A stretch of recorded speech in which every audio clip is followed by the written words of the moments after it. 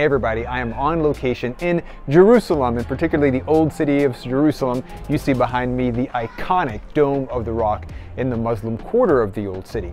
Now, when pilgrims come to the Holy Land, one of the things that most surprises them is that each of the sites connected to Jesus' life or the other biblical events is overseen by one of four groups, and none of those are Protestants or Protestant Christians or churches, and none of those just have the entire site connected to Jesus' life primitive or raw or undeveloped.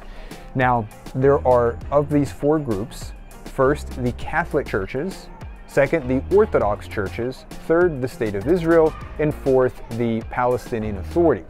Now, the Catholic and Orthodox churches oversee dozens of different biblical sites. For the most part, you will have to pay money to enter them, although some of them are free. Also, they will usually provide bathrooms or facilities, snacks and souvenirs, depending on the particular place. And as you can imagine, the point of these sites is to position you for worship.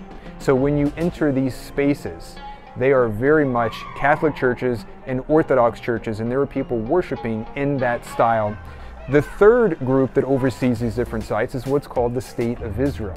The State of Israel operates around 70 different national parks, and a variety of these contain biblical sites. And you will go to a few of these, for instance, Megiddo or others, on your tour here to Israel.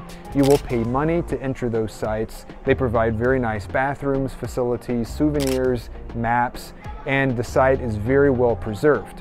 When you go to those sites, it's going to be the actual site, and so it'll be more of an archaeological site. So in that way, it's not a living site or worshipful site.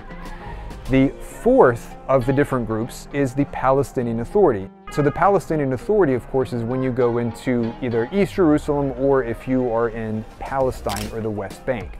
And that is the entity that oversees those. That obviously is not going to be a worshipful context, or if it is, it's going to be a mosque, or it's going to be Muslim, but not particularly Christian.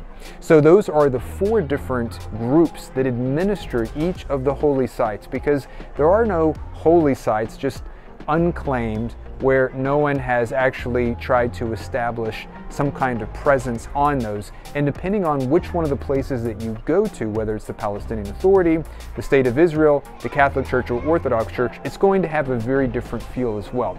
So this is something that you should prepare for when you come to Jerusalem. Every place that you go connected to the Bible is going to be administered by a different group.